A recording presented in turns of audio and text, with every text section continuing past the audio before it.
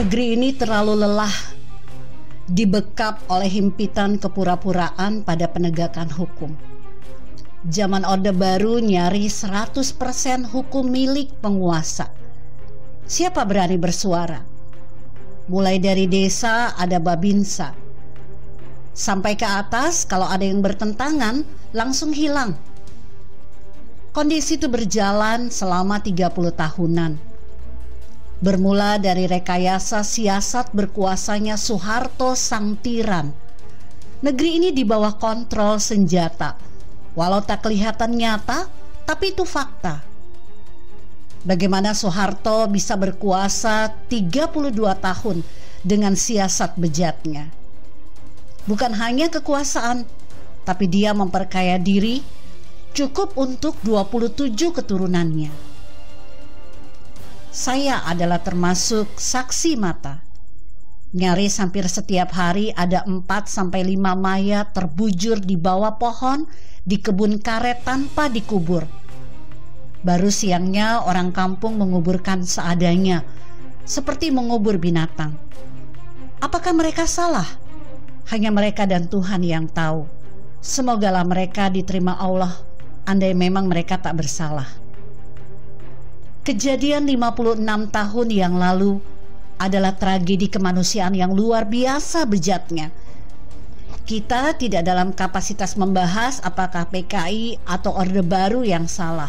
Tapi dari sudut kemanusiaan, kejadian itu adalah genosida yang meninggalkan luka lama di Nusantara.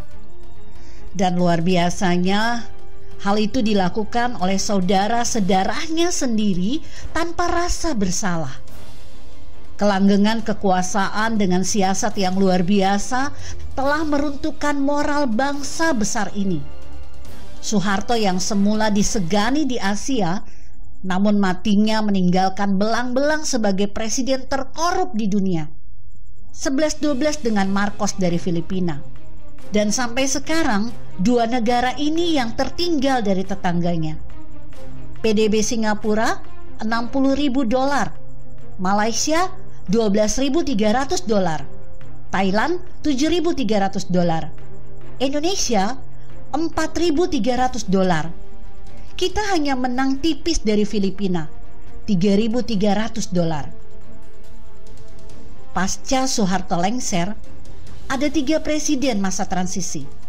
1 presiden kembali jelmaan Orde Baru Jilid 2, SBY.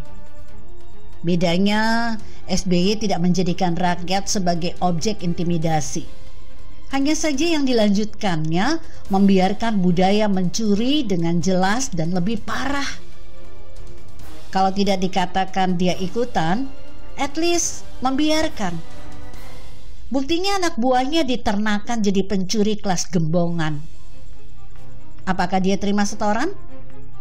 Nasaruddin sang penyanyi sudah nyaring berkata, termasuk Angelina, bahwa partai mereka terima 20%-nya.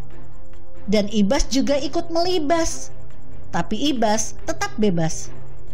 Jangankan ditanya lembaga di mana hukum dijalankan, disenggol saja tidak sampai sekarang. Ini berjalan di depan mata kita.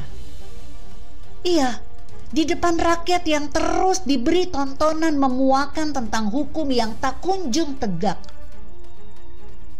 Ada hukumnya, malah jadi pemalak. Inilah output dari akumulasi kerusakan akhlak yang merambah pada semua lapisan masyarakat kita. Dan muaranya ada di kantor-kantor lembaga penegakan hukum. Di penjara pun, para pencuri tetap bisa pesta pora, keluar masuk kalau ada uang. Belum lagi pengacara jadi agen tawar-menawar hukuman. Polisi, jaksa, hakim nyaris sama saja. Kalaupun ada yang masih tersisa kebenaran, tak kelihatan di permukaan.